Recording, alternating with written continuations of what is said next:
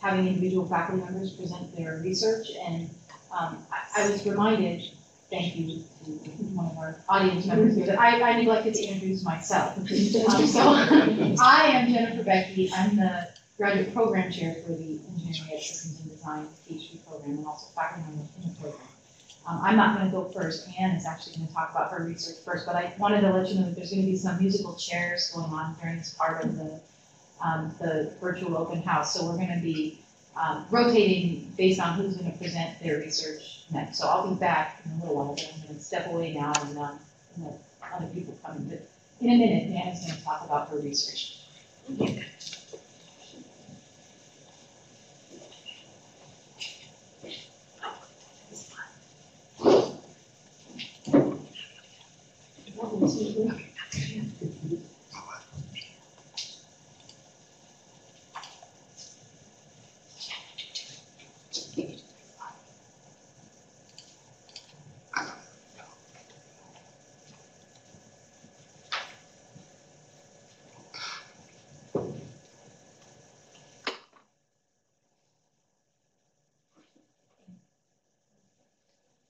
So, hello again. My name is Anne McKenna, and I'll just take a few minutes to talk a little bit about some of the work that I'm doing, some of the projects I'm working on. I mentioned entrepreneurship earlier in our discussion with Jennifer, and so I'm doing some work relating to the entrepreneurial mindset. In particular, entrepreneurial mindset as it relates to that systems view of education. Particularly in entrepreneurs are very preoccupied not only with the system, but also within which the value you create and to whom. And so really using that idea of value creation to certain audiences and how that can help you as a framing, as a mindset, help you identify where the most opportunities are for impact. And so that's one area of work that we're doing. We're funded through the Current Foundation to do this work. So there's a lot of activity with regard to extracurricular work, curricular work, student-focused activities, in addition to how to implement this approach with the faculty as well. And as relating to faculty in terms of impact, how do you do that as it's embedded within what would be a mentorship kind of approach, a faculty mentorship model that uses entrepreneurial mindset as a way to frame faculty impact. And so we're looking at ways in which we might implement or strategize or develop a set of resources around faculty mentorship and how we might share that and engage others in terms of partnership within that model. And then another area that working on and sort of transitioning to that's really relating to ASU as its place. One of the things that ASU has been intentional is to really be a transformative model for higher education. And so really thinking about what that means from that systems level perspective. What is higher education's intention? What is the goal of higher education? And then how do we make sure that as an institution, we're able to reach those goals? And if it, again, going back to being student-centric, if it's about educating and providing access and making it equitable, there are certain things you have to do within the system to enable that to happen. And it's not the status quo anymore. It really is being transformative. And so learning more about that, being able to implement a few things here at ASU that are relating to that, and then how that happens within a culture and within an organization.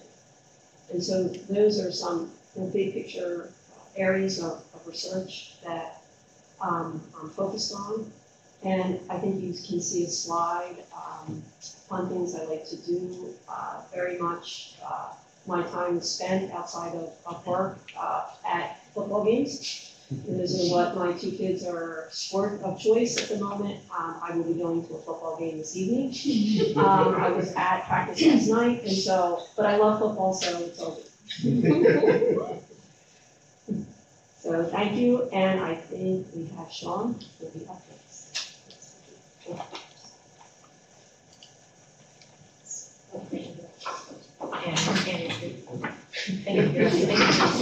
What's that? Thank you still. Okay. Wow.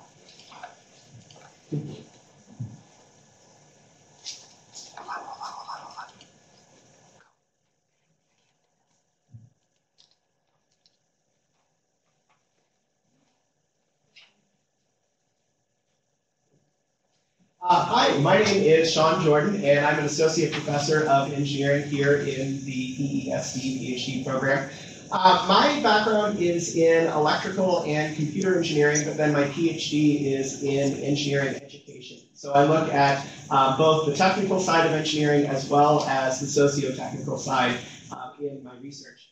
In particular, my research focuses on broadening participation in engineering, and particularly for Indigenous students. One of my big projects that I've been working on for the last several years is funded by the National Science Foundation, and it's focused to understand the intersection between Navajo culture and engineering design, and then use that to create middle school engineering design curriculum for Navajo middle schools on the Navajo Nation that will teach the two side by side rather than as separate subjects. And so this is a new idea, particularly with the advent of the next generation science standards and how they're bringing in engineering design, and is a great new pathway. So I've been working on that for the last few years, and moving forward in there. Another interest of mine in terms of broadening participation is related to storytelling as a pathway to help kids and students see their own paths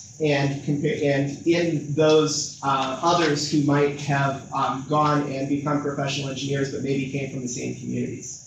I also do research related to pre-college engineering and teacher preparation, and so I've done a lot of research related to making and the maker movement. Not so much looking at maker spaces, but more so looking at the activities of making in the wild. So if you've ever been to a maker fair, and if you haven't, go check out, go Google maker fair. It's a festival of creativity and technological art, which is lots of fun. And you look at things like maker fair, and you see lots of kids who are doing things that are very technical, and in some cases are more technically sophisticated than things that undergrad engineering students are doing in college. So it really is an interesting and ripe area for research. More recently, I've been getting into the teacher preparation side of that, which is in partnership with the Mary Lou Fulton Teachers College, trying to understand, well, what would the teacher preparation program for STEM education look like in the future? And we're in the process of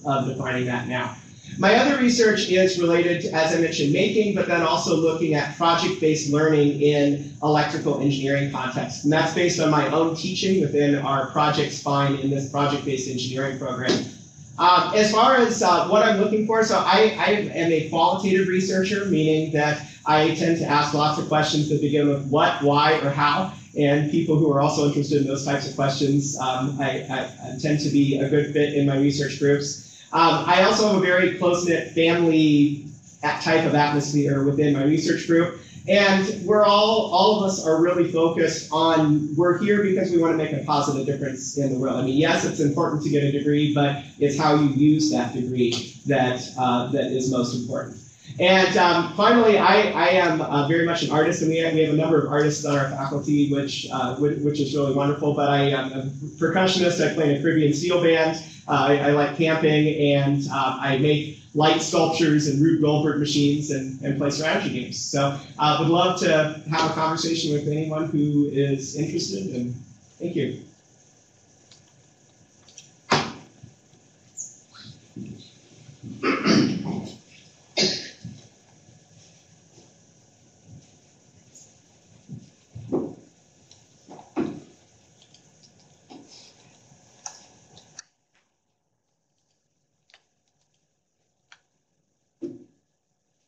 Good evening or afternoon. Thanks for joining us. My name is Brooke Coley, and I'm a first-year assistant professor here in the EESD program. Really excited starting out and finding my way. And I am the PI of the Space Lab, which stands for Shifting Perceptions, Attitudes, and Cultures in Engineering.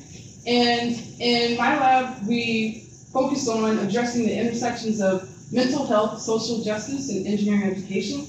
I'm very passionate right now about virtual reality and using it to develop empathetic and inclusive mindsets. Typically, when we think about diversity and inclusion in engineering education, a lot of the efforts have been focused on places where there are a critical mass of diverse groups. And I think through virtual reality, we have the potential to look at populations that are actually void of this critical mass to create experiences that generate this empathy and actually work to develop more inclusive culture. So that's one area of research that I'm currently working on. Also, mental health in engineering education. I think there's a tax that students are paying that we often ignore, and it impacts persistence, retention, and so I think that it's no longer possible for us to ignore mental health and its impacts, and so that's one area of research that I'm focused on. I also am very concerned with hidden populations in engineering. I identify with several identities of underrepresented groups, and so I think it's important that we understand what the experiences of these people as they navigate engineering are, and so some of my research focuses on those groups. I used to think of it in terms of giving voice to the voiceless, and I now realize that these people already have voice. It's about creating a space for these voices to be heard, and so that's another thing that is really a theme throughout all of my research efforts. I'm also working on 2 NSF-funded projects, one around community college students' experiences, looking at how these students navigate their decision pathways, and are they, we have these articulation agreements in place, but the numbers aren't changing. So what is it that's impacting these students in terms of deciding to go and transfer to a 4-year institution or not? I think the talent pool of community college students is ripe for us to address some of the needs that we have in engineering, and so for a long time they've been a population that is overlooked. And so this research is one of many efforts exploring this group. And there's also a project around diversity in makerspaces, simply looking to see if these new environments are perpetuating the heteronormative environments that we know exist in our engineering culture. In terms of you, the potential grad students, I think what I'm looking for are people that don't believe in boxes, people that are creative and dynamic and energetic, people that are motivated to tackle difficult questions. A lot of times we try to stay in safe spaces. That's not how it works. That's not my lab. So if you're willing to go and ask some of those questions that require rolling your sleeves up and getting dirty, we might need to talk. I'm interested in transdisciplinary thinkers, not necessarily just looking at the seams of disciplines, but the potential to go beyond what we can currently think of. For fun, I'm a mom, I am an athlete. I'm also one of the artists that Dr. Jordan mentioned, and I like to make films in my spare time. So hope that's a nutshell to give you some info. Up next is Dr. London.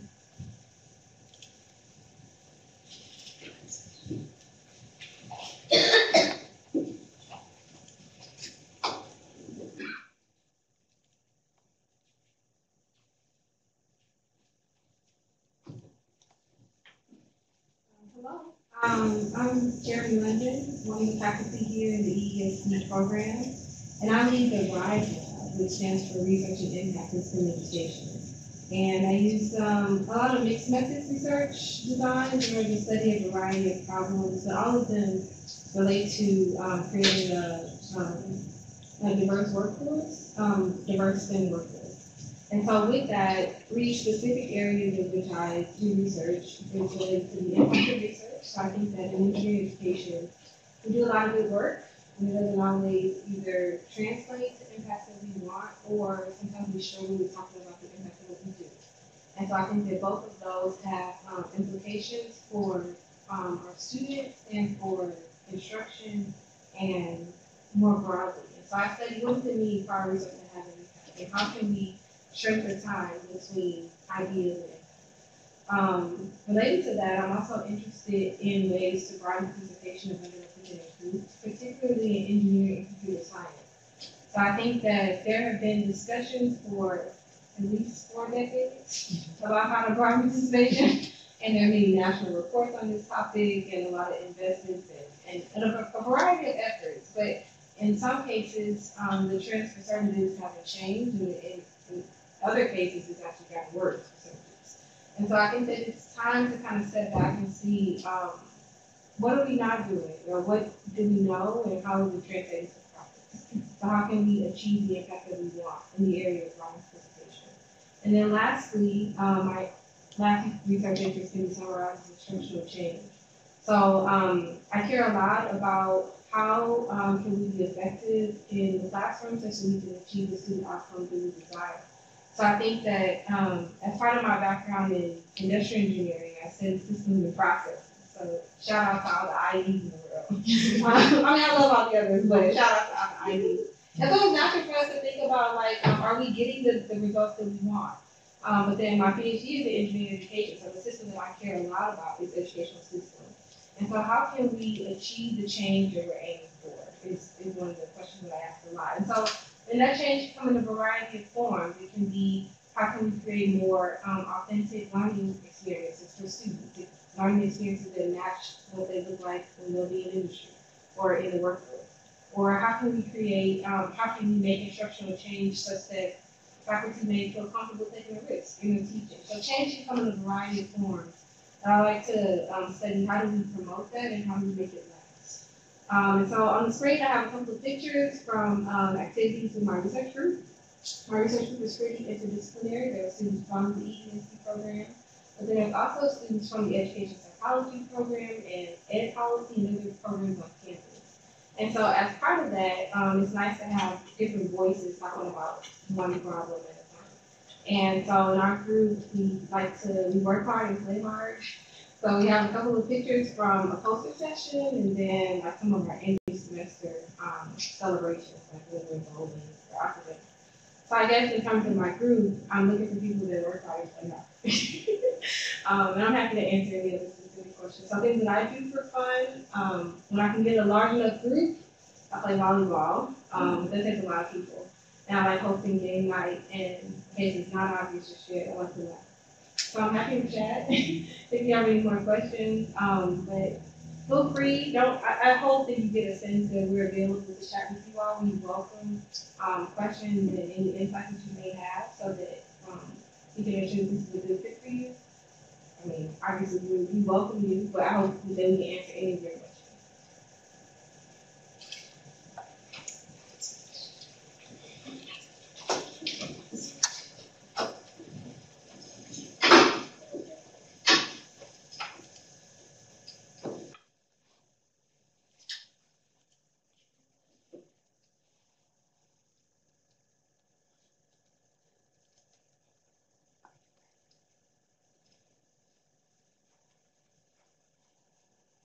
Hi, I'm Dr. Samantha Brumhagen. I am an assistant professor in the EESD program. I've been at ASU for 4 years. My research mainly focuses on understanding how an engineering education shapes the way that they perceive engineering, their future plans in engineering, and what their early work experiences are like if they eventually do choose to go into engineering. So traditional engineering education can be very technically focused. There's a lot of focus on concepts, equations, variables, and so students begin to have an expectation of how engineering is going to be once they get into the workplace.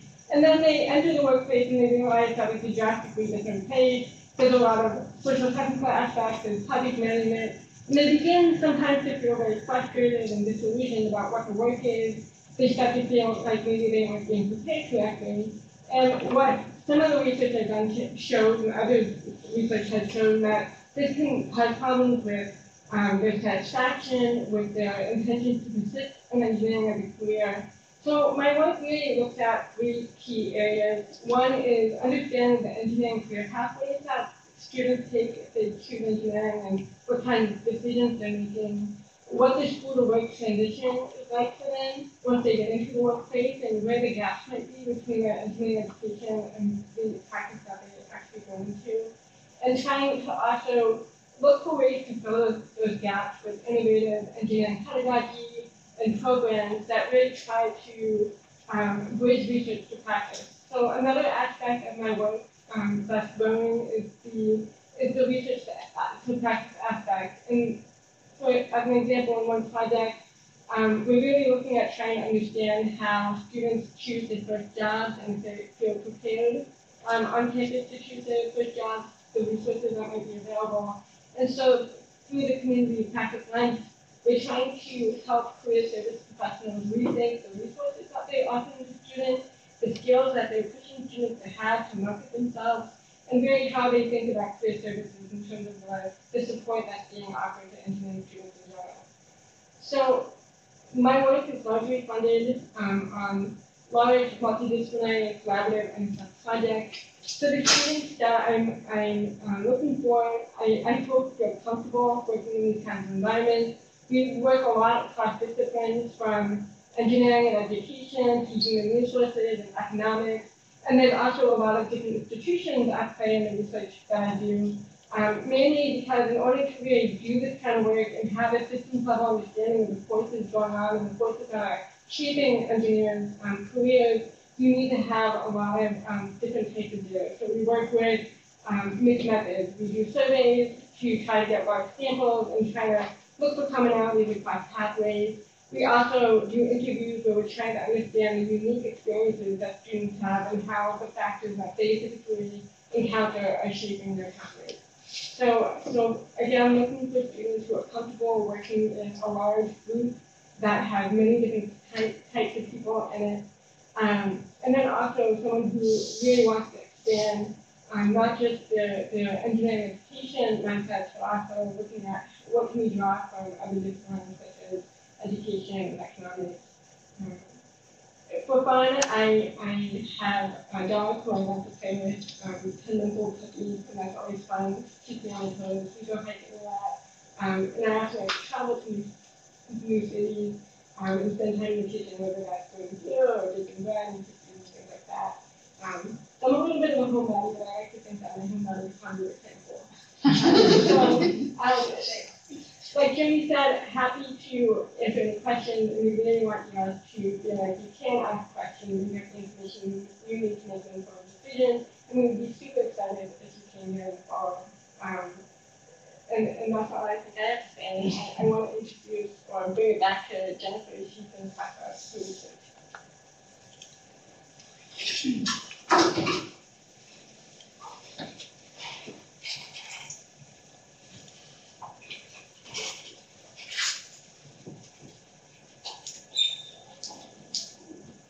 Hi. So again, I'm Jennifer Becky. I am an associate professor here. So actually this is my 10th year at ASU, I was realizing recently, so I'm starting to feel a little old. But as far as my research, I have a couple points on the slide you can see. The biggest investment of research that I've done is with the CareerWise research program, which is a collaborative program between me and my colleague and friend, Bianca Bernstein, who's a professor in the counseling psychology department. And so that research program has been going for about 10 years. And what we look at in a very large umbrella is to try to understand the experiences of women doctoral students in STEM programs. And so these are women who have been successful and have demonstrated competence and commitment to their discipline, but are still choosing to leave. And so we want to know why, and we want to make a positive impact on that. The logo for the CareerWise is over there. You can see the spelling. One of the outcomes of that research program has been an online platform that's designed to provide tools that can help doctoral students with resilience, communication, how to talk to your advisor. So for all you potential students, wherever you end up going, which we hope is here, feel free to check out careerwise.asu.edu.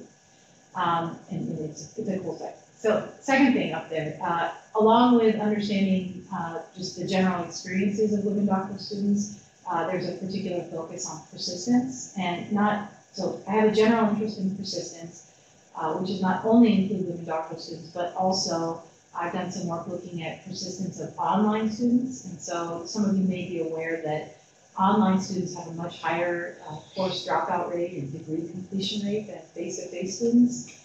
And one of the ways that we can try to understand that is by harnessing some of the data that's available to us from online students. We can track everywhere they click in their site. And my background is in industrial engineering, and so Jeremy gave a shout out to the IEs, which I appreciated. And so I have some background in data mining and handling large data and statistics, and I can use that to try to harness some of this data collection that we have the ability to do for online students. So I'm interested in persistence of online students, not only from a data mining education, learner analytics perspective, but that is one method that I'm interested in studying that problem. As far as students that I like to work with, I'm most interested, when we were putting these things together, I thought a little bit about this. And for me, one of the best parts about getting to be a researcher and a scholar is having the opportunity to really think deeply about things. I like to read a lot, I like to think a lot, and I like to work with students who like to do that too. For me, it's a privilege that we get to have as faculty members. So I like people who enjoy that. I also find it fun to think about new research methods. My background is primarily quantitative, so people that enjoy quantitative research, I'm open to any kind of research method. But people that like to push the envelope and learn new methods are people who I often like to work with. For fun, I like to do a lot of things, but sports is my biggest passion, so you can see the other lists up there. But I'm a homie. I like all the Arizona sports teams the best. I like music, podcasts, I love playing games, and I also have 2 kids who I coach their teams and watch their games a lot. So, we'll have time for questions at the end. So next is Dr. Michael Lange.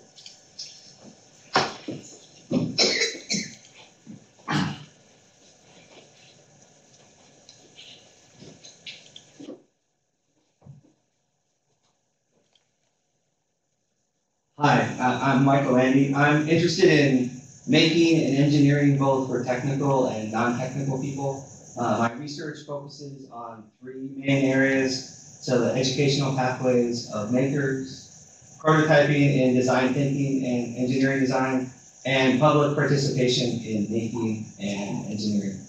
So through a disciplinary lens of engineering, education research, and design research, we've been looking at the educational pathways of adult makers and young makers, and now have a new NSF grant to study the learning trajectories of makers. We've coined the term additive innovation to describe sharing in an open community, and that has informed a larger collaborative NSF grant for revolutionizing engineering departments, building on this additive innovation idea. One small part is how making-based pedagogy can extend into the engineering foundation courses. Makers do engineering students, however, don't necessarily make. And so we study practical ingenuity through prototyping in engineering design and design thinking by what people make and build in different contexts. This builds upon a framework of designer-led engineering ways of knowing and doing. This is also part of a basis for a new NSF grant with colleagues in our human systems engineering program, looking at learning and using empathy and having a person at the center of the system to design for it. There's also a part about public participation and engagement by leveraging the upcoming 200th anniversary of Mary Shelley's book, Frankenstein. I'm part of an NSF-funded team across ASU, partnering with 50 science centers across the country to see discussions of science, technology, and society and engineering about what is responsible innovation, why do we create, and the like, with hands-on making activities at these partner sites. Another focus for me are tools for citizen science, low-cost tools built by makers to help realize a promise of crowdsourced innovation. So with a partner SciStarter, We've been exploring how to scale and sustain engagement through NSF's Innovation Core Entrepreneurship Program. We hosted a Citizen Science Maker Summit last year and are starting to work with libraries on this. So in short, everyone is a maker. My aim is to further advance making as a research area, a pedagogical approach in engineering, and a strategy for building community and solving problems. And so I'm looking for people who find that interesting and want to be part of that adventure. So thank you. Next up is Dr. Adam Carter.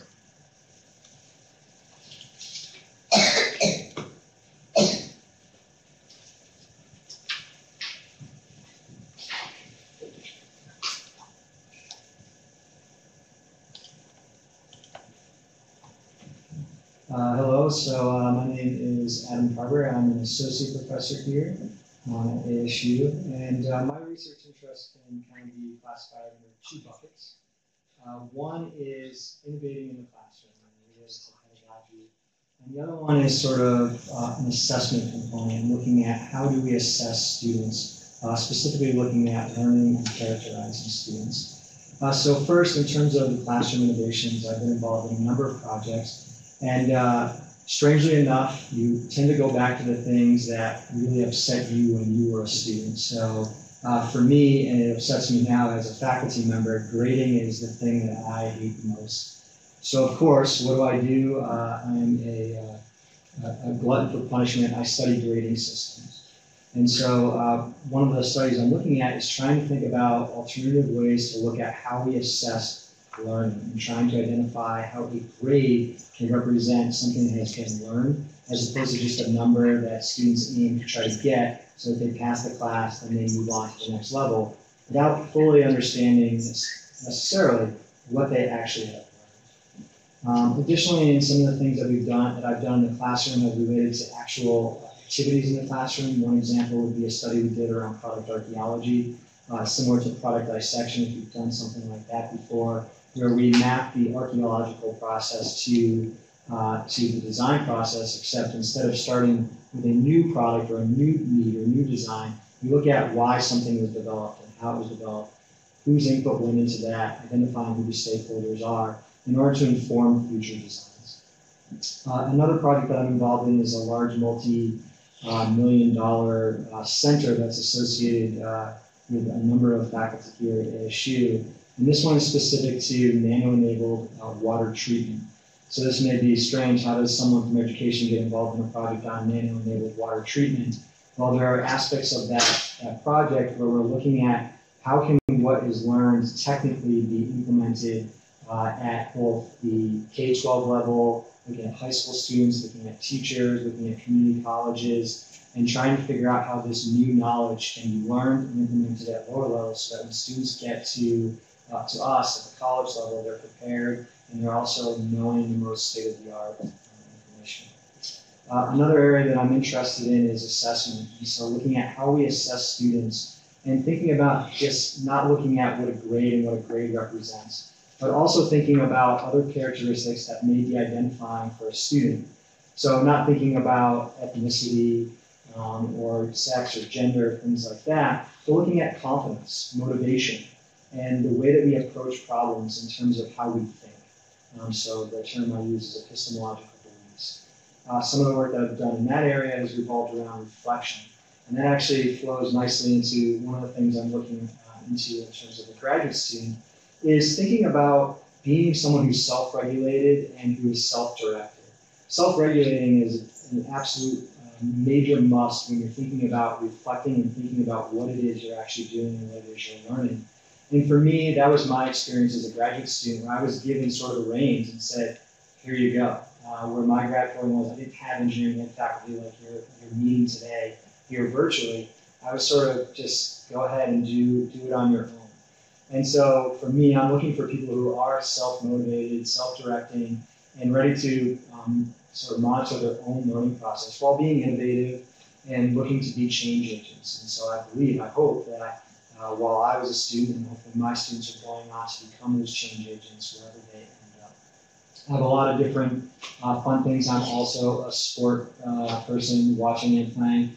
I am not an Arizona homie. I am a New England homie. My entire life I lived up in the northeast part of the United States and then somehow ended up in the desert. And I've been here for 7 years now. So you can see from my interests, I like to play sports. I somehow got into ultimate frisbee thanks to my graduate student advisor. And now I travel around the country playing ultimate frisbee on a variety of different teams. I've also recently gotten into mountain biking because guess what's cool about Arizona? You can mountain bike all year round as long as you're willing to get up early in the morning.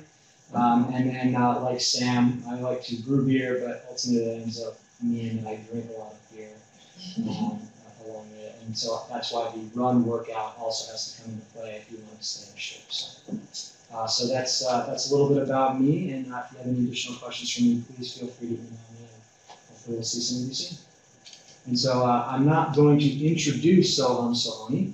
I'm going to introduce Michael Landy, who's going to tell us a little bit about Soham, because he is actually in class. Or are we not doing Soham? Oh, we are doing Soham. We just thought that you were finished, so we turned off the video, so we have video. So I'm just not talking. Okay. Right, so hello again. I'm presenting the research of our colleague, Dr. Soham Sohoni. He's teaching an embedded systems class right now during this info session. So Dr. Sohoni is a computer engineer and very much involved in engineering and computer science educational research. Part of his research agenda is about making computer programming easier and stickier to learn by making it a more visual, interactive, and tangible learning process. He's developed the progressive learning platform to help make more explicit the mental models of computing for programmers. It's a tool, a computer architecture simulator that is used in the classroom and has been assessed with support from the National Science Foundation. Of course, programming is increasingly relevant and vital to engineering students and engineers more broadly.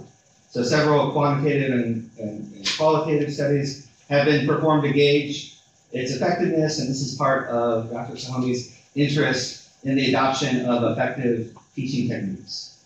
Another focus for Dr. Sohoni's research is an emerging framework and understanding of discipline-based education research ambassadors who bridge the gap between engineering education research and its application.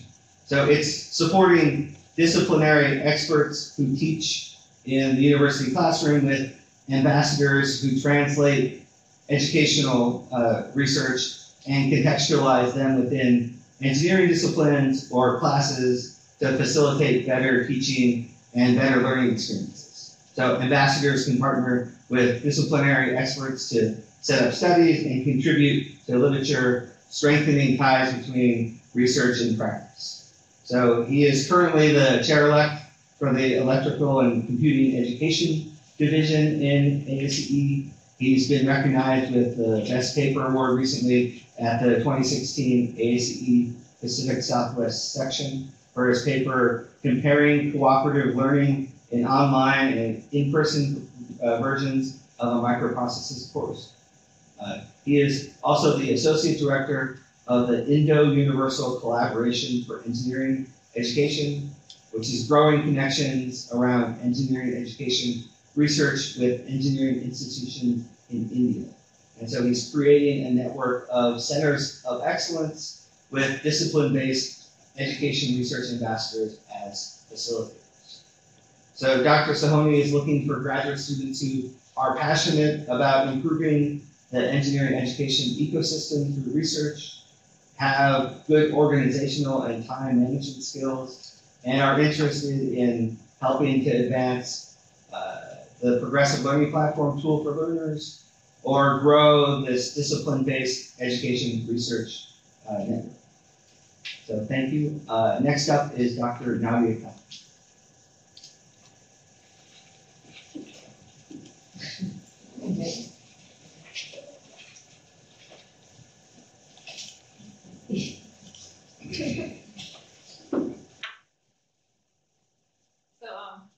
We were just trying to decide whether someone should come up here and join me, so I'm not talking to myself. There are other people in the room still. So I'm Nadia Kellum. I've been a professor for, this is my 12th year now For 8 years I was at the University of Georgia, and got tenure and stuff there, and then 3 years ago moved out here.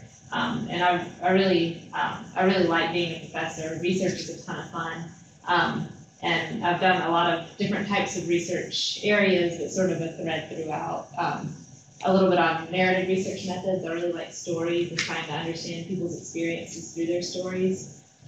Some of the recent projects that I have going, I'm actually in collaboration with Brooke Coley, so it's some overlap there, but we are looking at maker spaces as spaces of empowerment for underrepresented students. So trying to understand the stories of students that are engaging in maker spaces, and to try to make sure that maker spaces are an inclusive environment and are promoting and helping people from all different backgrounds, so diverse people. Also, another project is focused on community college students and trying to understand the pathways or trajectories of community college students as they're planning to go into an engineering program and then as they sort of transition into four-year engineering programs. Community colleges are a place rife with diversity. There are a lot of really diverse students that are in community colleges. So if we can figure out what's going on and encourage more students to transition into engineering programs, we can start to change the face of engineering programs.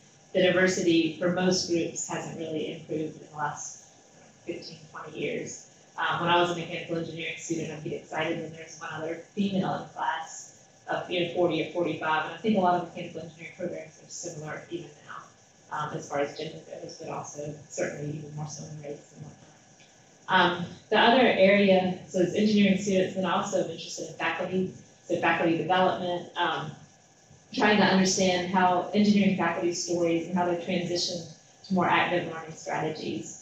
And actually constructing narratives based on faculty stories. In one case, we're actually going to develop a book so that we can explore new ways of having impact with research. So traditional, journal articles and that sort of thing, but then also trying to share people's stories as an inspirational point for new faculty or for faculty that really want to make changes to the way they teach.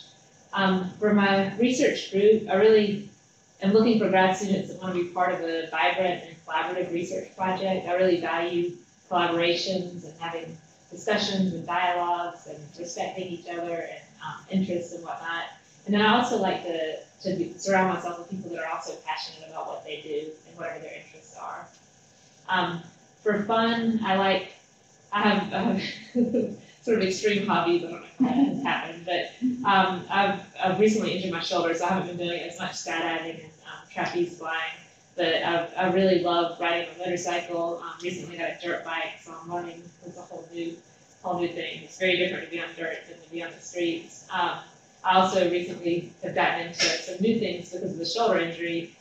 Things like welding, or sort of welding and art, so welding sculptures and different line drawings and stuff, which is kind of fun. And then recently, a couple of us as faculty got together and started a curling team, started a curling league, which is very fun. And Jennifer's smiling, she's on it. And Brooke is okay, but and whoever else is to join us. But I think that's it for now. We're going to transition now